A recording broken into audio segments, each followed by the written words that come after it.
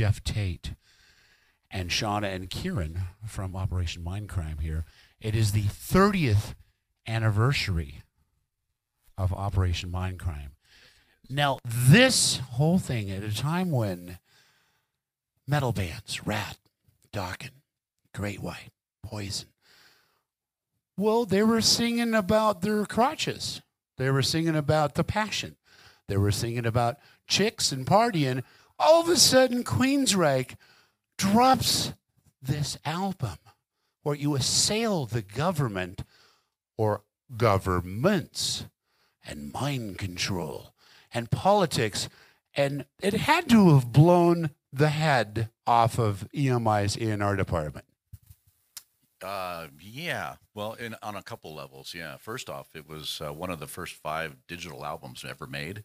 And so when we handed it to them, they didn't like the way it sounded because everybody at that time, of course, was used to analog, and the way things sounded. And this was like hard and brittle and it was metallic, and which is what we were going for.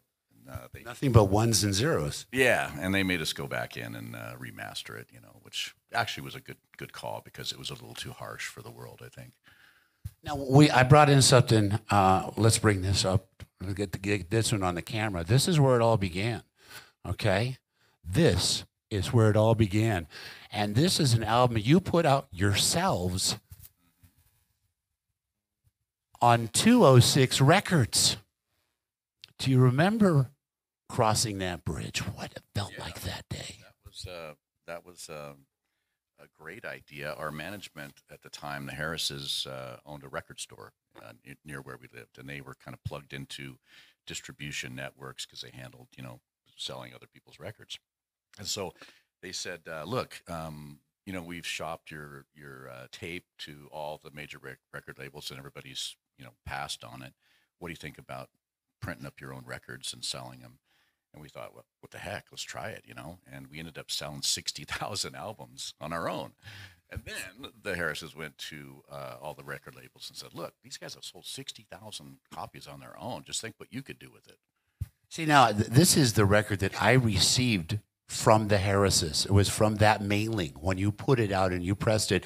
And KOZZ, right here in Reno, Nevada, 36, 35, 34 years ago, I'm on the air doing my little thing called Metal Shop. And I said, I have something that's going to blow your mind. And KOZZ was one of the first radio stations in America outside of the area of Seattle, that region, to play Queensryche. That's great. That's fantastic, isn't it? And we were talking earlier about the promotion. There was one that came in a film can. Yeah, that was like the first promo idea we had as a big, I guess it's 35 millimeter film, like they used to use. Right at the old movie theater thing. Yeah, like for a film, like for a movie theater film, and they had the record in the can, and it was kind of cute. It was gray, industrial looking. Now let's fast forward. Okay, you were, as a band, lucky enough to hook up with some great talent, and early on be picked up on some great tours. Yeah, we were. People don't know this, but we actually opened for just about everybody for, I guess, up until 92, 91, 92 was our first headlining tour we did. Empire. Yeah, the Empire tour. And then after that, we, began headlining on our own. But up until that point, we just opened for bands everywhere. We were like the number one opening act. People would call, "Oh, call Queensryche." They'll sell some tickets, for us. I drove all the way down on my birthday in February to go see Queensryche open up for KISS. Oh, yeah, 84, something like that. I was wearing a Gumby T-shirt Chris DeGarmo wanted. Did he get it? Yeah, but I got a really cool Queensryche shirt. Oh, you traded. Good. Yeah, okay. Some of the greatest songs were written with Chris DeGarmo. Do you still talk to him? No, I haven't talked to him in years. Rumor was he became a pilot or something? I think he did, yeah. Man, from the airwaves to the skies. Let's talk about Operation Mindcrime. You guys had a really successful couple tours. The Warning had really blown a lot of people's minds. All of a sudden, you're in the back of a church in Toronto. Montreal. Montreal. You're talking about the origins of the Operation Mind. Exactly. Yeah, it was in Montreal. Yeah. You want me to tell the story? Yeah, you're in the back. You're sitting in a pew. You've met Dr. X, and all of a sudden you've got like the juices are flowing in your brain. Yeah, it's one of those things that kind of your subconscious kicks in, and you just kind of go with it. I'd stayed behind in Montreal after the Rage for Order tour ended, and I was staying with some friends and living there. It was wintertime, snow everywhere, cold, and I had gone down to I'd been frequenting this little kind of local bar, pub, I guess you'd say, the Saint Sulpice on Saint Denis Street, and it was a place where I guess we would call them terrorists today. They were a group of people that were trying to separate Quebec from the Union of Canada, and they were into car bombings and hijackings and kidnappings and this kind of thing. Really, some pretty bad. Sounds like a fun place. So that's who I found myself associating with at the time, and unbeknownst to By me, chance. yeah, by chance, I knew some people that knew some people, and then we ended up there. And anyway, and there was several people in the group that sort of became subject matter for my imagination, and I took a lot of notes. And then one night I was on the way home, and I stopped at a grocery store, and across the street there was a Catholic church, and they had the doors open, and there was music coming out, the choir music coming out. And I was curious. I walked over there, and the whole place was filled with candles, and there was a choir practicing, and they were just finishing up. And I'm sitting there in the pew, listening, and all of a sudden, like a flash of light, boom, I had this idea for the Operation Mindcrime album. I heard the song. Ba-da-da-da. I wrote down all the things and wrote down the lyrics, went home and started working on the music and wrote 2 tracks. And I didn't quit writing for like 6 months. Wow, it just as fast as you could, as you could get it down. It was really, really an inspirational, pivotal moment, and that actually lasted quite a while. And then in the spring, I went back to Seattle for Michael Wilton's wedding, and got together with the guys and launched this idea and showed them the idea and the songs I've been working on, and they loved the idea, and so we took off and started making the record. Well, now rock operas have always kind of sticks. If you bring up rock operas, boy, that was just not a good thing for them. The Who did really well. But all of a sudden, you set on the table at a time when everybody's thinking about partying and getting laid. You set something on the table at EMI, a rock opera, and this is something that maybe a band that's been established. What I tried to do, you met some. Wow, it was tough to sell this one. Yeah, well, when it came out, it sold exactly what all our other records sold. It didn't make any big noise. It was just another record, And so we worked for probably a year touring and, trying to get radio airplay and all that. And it kind of just did what it did, and nothing really came of it. And our management actually came to us after a year and said, well, you guys have really given this a lot of work, and you've been touring, and we think, well, it's time to go back in the studio and make another record. Well, we said, okay, well, let's do that. So we started working, on another record, and about a week later, we got a call from Abby Conowitz in New York, who was the head guy at MTV Music at the time, and he said, I love this record, and I want you guys to make a video, and I promise I'll play it. Eyes of a Stranger. Yeah, so we made a video for Eyes of a Stranger, put it out, and sure enough, It went to number 1. I can't remember. At Rock Radio. Did it really? Okay, good. Well, Abby was true to his word, and he played that song every day. And in 2 weeks' time, we sold 500,000 albums. And back on the road with the project you've been. Yeah, back on the road. It's 30 years later. How does it feel to have given the world something that is as timeless as Operation Mindcrime? I have to say, this tour, especially the 30-year anniversary of it, has been really an interesting time for me, because I've actually kind of got to take a step back from the album and looking at it with different eyes. And I've got a really young band of musicians who are playing music with such enthusiasm and passion. And I'm listening to all the stories from the audience members and people that have been affected by the album over the years, and really hearing, you know, a cross section of what the album has meant to people, and it's very humbling, you know, and I'm very grateful for all the attention that the album has, and how strongly people feel about it. It's fantastic. It's a wonderful feeling. Looking forward to seeing it live tonight at Cargo, and it's going to be epic. You've got your daughter on the road, Emily Tate.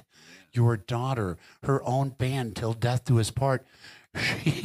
She's really something. Yeah, she is. Her and Kieran are that's their band, and they have written a beautiful record, their first debut record, and they're working on the second one now diligently. And it's funny because I guess about a year and a half ago, I was sitting at home reading the newspaper of all things, and Emily came home and she says, "Hey, you want to hear my new record?" And she throws this record in my lap, and I thought it was a CD that she picked up at the store because we oftentimes listen to music together, you know. And I pick it up, I go, her face is on the cover. I go, "You made a record?" She goes, "Yeah." And then I thought, well, why didn't she ask me about it? Why didn't she talk to me about it? And then after I thought a minute, I said, well, I'm glad she didn't. You know, it's her and Kieran's, you know, vision, their musicality. They don't need me for it, you know. I had to kind of step away from it and accept it for, you know, her for her own, being her own artist, you know. And she's incredible. Both of them, very talented people. When our babies are born, we hope that there's maybe one or two things that we can share in common and bond together. And when you wake up one day and you go, "Hey, where's my David Bowie records?" Or, "Dad, want to hear my album?" And someone says, "You know, she's got a great voice." Well, who's her daddy? I don't even know. I can't answer that. I mean, you know, when people think of you, they think of the songs and the passion and the energy and the vocal range. Well, that's great. I hope people listen to the music and you know, listen for the lyrics and, you know, find something in there that they can relate to. It's a strange thing, you know, writing songs and performing them. It's a strange life, and it always strikes me as being very unconventional and weird that you know, musicians get up there and we are compelled to speak our mind in our music. You know, what a weird thing. But it's inspirational to us as musicians and to other people as well, and it's a way that, I guess it's an age-old way that humans have communicated by for, you know, millions of years. It's what we do. It's storytelling. It's telling our story, you know. That song you wrote on the couch is now sung by millions of people. Or that song that you write in your dream and you wake it up and you scribble it down, you know. And yeah, it's a strange thing. We want to hear the music. Ladies and gentlemen, big hand, Kieran, Scott, Geoff Tate, Operation Mindcrime. Tonight at Cargo. Everybody got tickets? Everybody going? This is going to be epic. I'm going to step right out of the way. Thanks. Is this on? Okay. We're going to play a song that, God, what album is this on? I think it's a Promised Land album. The lyrics to this song really mean a lot to me. It's a strange thing. I grew up without a father for a long time. And I know millions of people that share that same experience. And then later in life, when your father or your parent gets in touch with you and says, "Hey, can we talk?" It's a very strange position to be in because you don't have, you know, any kind of history with that person, and you're asked to sort of, you know, jump in and understand where their head was at 30 years ago, last time you saw them, you know. Anyway, this is a song about that kind of situation, and it's called Bridge.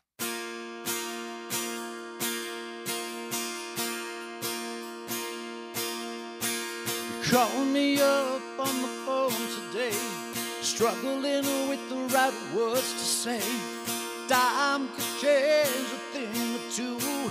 Time has changed the lives of me and you, but you know,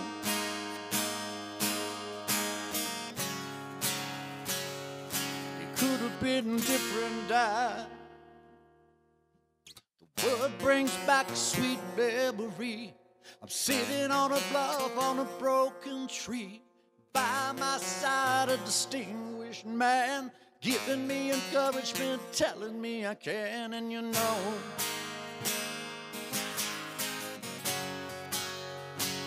you're not there. Say son, let's forget the past. I want another chance, gonna make it last. You're begging me for a brand new start. Tried to mend a bridge that's been blown apart. But you know,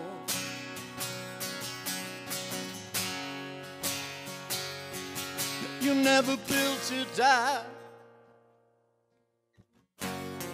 And so I sit here through the night, and I rock myself to sleep, and time keeps ticking.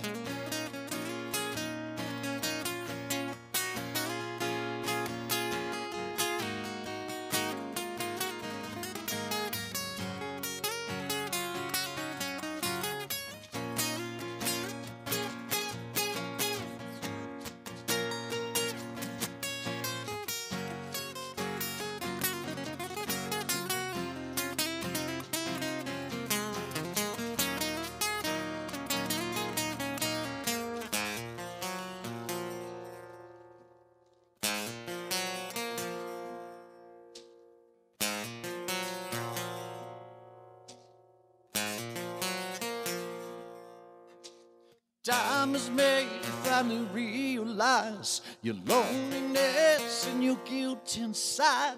You're reaching for something you'll never hide. Turning around, now you're looking back, and you know,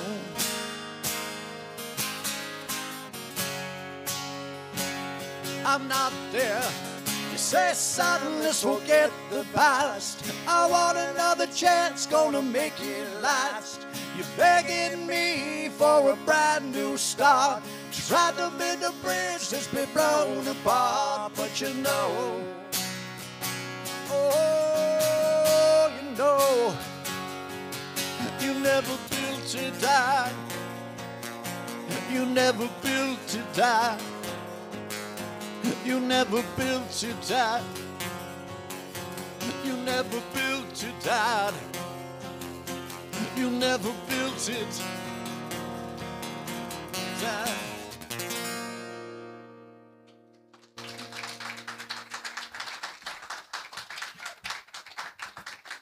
Thank you. Thank you.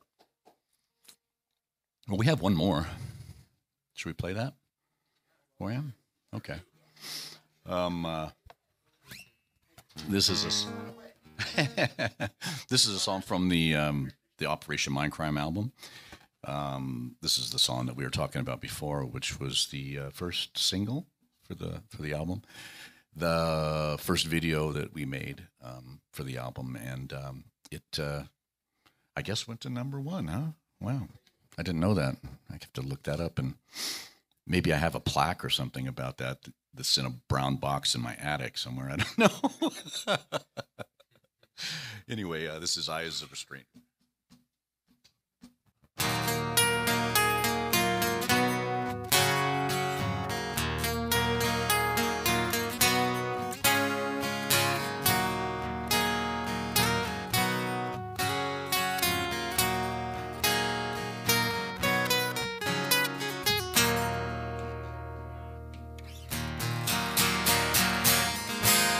Alone now, except for the memories of what we had and what we knew. Every time I try to leave it behind me, I see something that reminds me of you.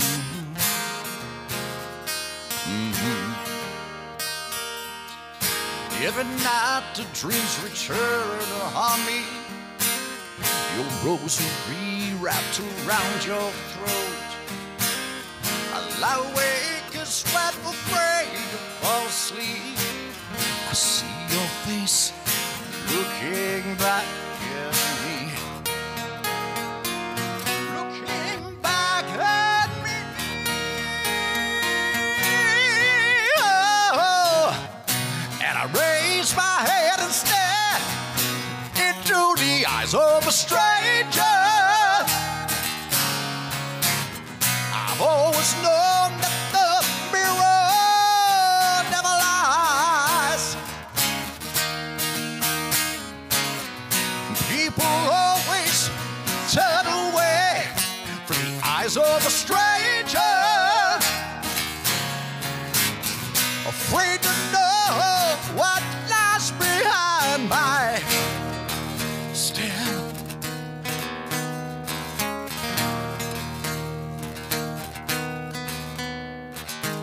There's just so much left in my life before me. Straight jacket memories, sensitive eyes. So happy ending like babe I always promised. There's got to be something left for me. And I raise my head and stare into the eyes of a stranger.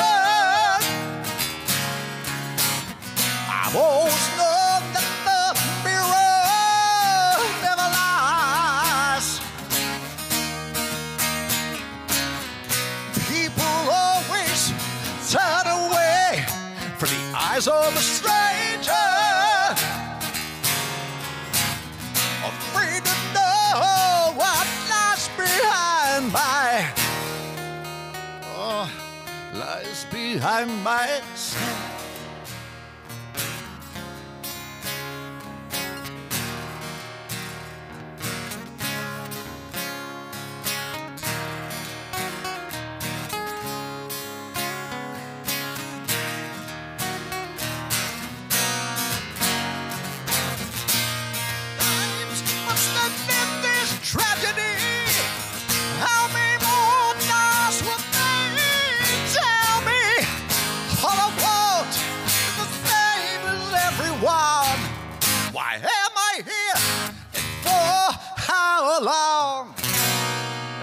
My head and stare into the eyes of a stranger.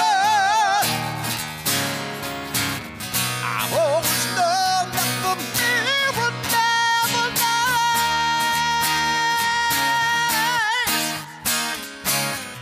People always turn away from the eyes of a stranger, afraid to know what behind my stare.